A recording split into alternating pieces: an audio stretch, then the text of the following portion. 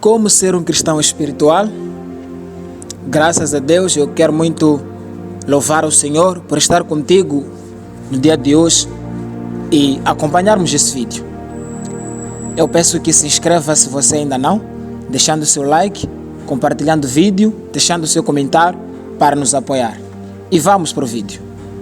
Primeiro, nós precisamos de saber que um ser humano é constituído por três partes: espírito, alma e o corpo.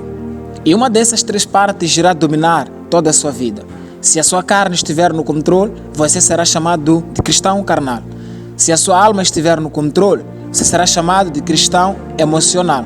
E se o seu espírito estiver no controle, você então será chamado um cristão espiritual. Vamos primeiro ver o que a Bíblia Sagrada nos ensina, o que o apóstolo Paulo escreveu aos Gálatas, capítulo 5, versículo 16. Ele vai dizer: andai em espírito e não cumprireis a concupiscência da carne. E também podemos olhar o livro de Romanos, capítulo 8, seu versículo de número 6. Porque a inclinação da carne é morte, mas a inclinação do espírito é vida e paz. E se também pararmos para olhar o que o nosso Salvador Cristo Jesus escreveu ao João, capítulo 3, versículo 6, ele vai dizer que aquele que é nascido da carne é da carne, aquele que é nascido do Espírito é do Espírito. Então, como é que nós podemos ser um cristão espiritual? Como é que nós podemos envolver-nos no Espírito? Então, eu peço que não saia deste vídeo e vamos juntos. Se a Bíblia diz que a inclinação da carne é para a morte e a inclinação do Espírito, vida e paz, como é que nós podemos nos tornarmos cristãos espirituais? E como é que nós vamos ter intimidade com o Espírito? E Jesus Cristo, no livro de Mateus, capítulo 26, versículo 41, ele vai nos dizer que vigiai e orai, para que não caiam em tentação. O Espírito, na verdade, está pronto, mas a carne está fraca.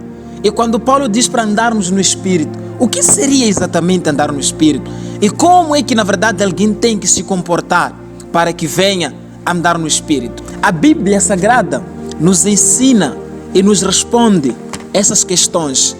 A primeira coisa que vai te fazer você se tornar um cristão espiritual, vencendo sempre a carne e se inclinando no Espírito para que você consiga andar, primeira coisa é para que você seja um crente que na verdade tem uma vida de oração, porque a oração fará com que você seja uma pessoa espiritual. Jesus disse: orem para que não caia em tentação. A oração nos impede de cair e de nos afastar de Deus.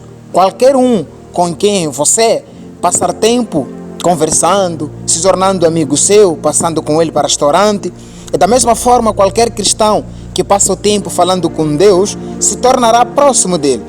Segue-se que, se você não passar tempo orando a Deus, você vai se afastar dele. É dessa forma que as pessoas se aproximam umas pelas outras. Muitos de nós nos esquecemos de que, quando nos comunicamos frequentemente com alguém, ele ou ela se torna próximo de nós. Passar um tempo com alguém faz você ficar íntimo, pretendendo você ficar íntimo ou não. Assim, quando um cristão passa menos tempo orando, ele vai, sem saber, se afastando de Deus. Quando você ora, Deus lhe dá força para vencer as tentações. Ele vai fortalecer para você fazer a sua vontade.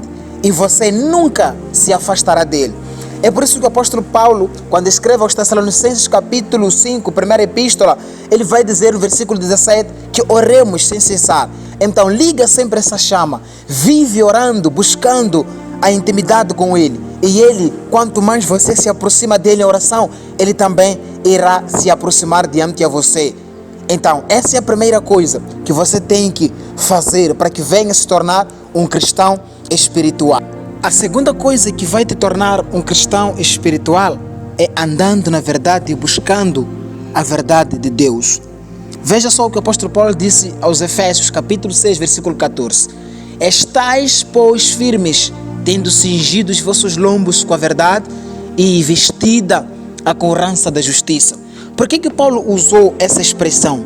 Por que Paulo usou a verdade? É porque, na verdade, a verdade é uma parte integrante da sua armadura espiritual. A verdade é a parte mais importante da sua espiritualidade. Uma pessoa espiritual é uma pessoa verdadeira. Toda vez que você cometer uma mentira, irá remover parte da sua proteção espiritual e assim tornar-se menos espiritual. Para manter a sua espiritualidade, você deve andar na verdade. E por que é que nós devemos andarmos na verdade? Porque honestamente, sinceramente falando, a mentira é a característica principal do Satanás. Satanás é mentiroso e Jesus chama ele de pai da mentira. Toda vez que você caminha no engano e na mentira, você estará entrando no domínio de Satanás. E muitos cristãos brincam com a mentira. Mentir é muito comum para alguns cristãos, porque muitos dão morada aos demônios sem saber. Olha só o que Jesus Cristo disse no livro de João capítulo 8, versículo 44. Ele vai dizer: vós tendes por pai o diabo e quereis satisfazer os desejos do vosso pai. Ele foi homicídio desde o princípio e não se firmou na verdade, porque não há verdade nele. Porque ele profere mentira, fala do que lhe é próprio, porque ele é mentiroso e pai da mentira. Então, se você está se envolvendo também na mentira, você está a entrar no domínio do Satanás sem perceber. Na verdade, há cristãos nascidos de novo que habitualmente abrem suas bocas em mentiras, mentem a Deus e ao homem sem pestanejar. Muitas pessoas também não gostam da verdade. Elas evitam as pessoas que falam abertamente e com sinceridade sobre os problemas. Jesus não era popular na comunidade religiosa, entre os judeus, porque ele falava claramente sobre a hipocrisia e enganos da vida humana. Esse cinto da verdade mantém toda a armadura unida na sua vida cristã. E você, se viver a verdade, será um cristão inabalável. Então, se você na verdade estava vivendo na mentira, se afaste, porque você está no reino do Satanás. Você está no domínio dos demônios, sem você perceber. Por quê? Porque os mentirosos estão na mesma categoria das pessoas más que derramam sangue inocente. Veja o que Salomão diz aos Provérbios capítulo 6, seu versículo 16 a 17, que diz o seguinte: estas 6 coisas aborrecem o Senhor, e a 7ª a sua alma abomina. Quais são essas coisas? Os olhos altivos, língua mentirosa, as mãos que derramam sangue inocente. Então, essas coisas o Senhor abomina. Então, se afaste da mentira e seja verdadeiro. E se você não consegue, deixa aqui nos comentários e vamos tentar te ajudar. Mas faça de tudo para que você abrace e você venha a ser um cristão verdadeiro, levando essa armadura da verdade. E a outra coisa que vai te ajudar a se tornar um cristão espiritual é mantendo comunhão contínua. E na verdade eu tenho visto alguns irmãos que estão na mesma congregação, mas não conseguem conversar um ao outro. Quando alguém está no culto, só está no culto, depois do culto atende a sua vida. E isso, na verdade, separar-se dos outros irmãos em Cristo, isso é muito terrível e é um engano espiritual.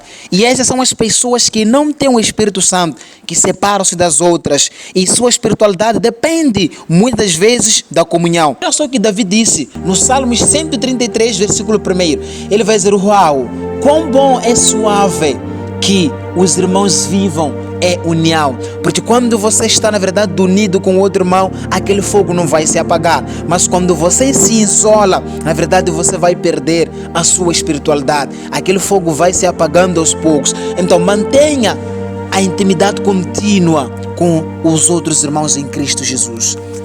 E por último, você precisa se tornar um cristão espiritual buscando a vontade de Deus. Somente as pessoas espirituais buscam a vontade de Deus. As não espirituais não estão nem preocupadas se estão dentro ou fora da vontade de Deus.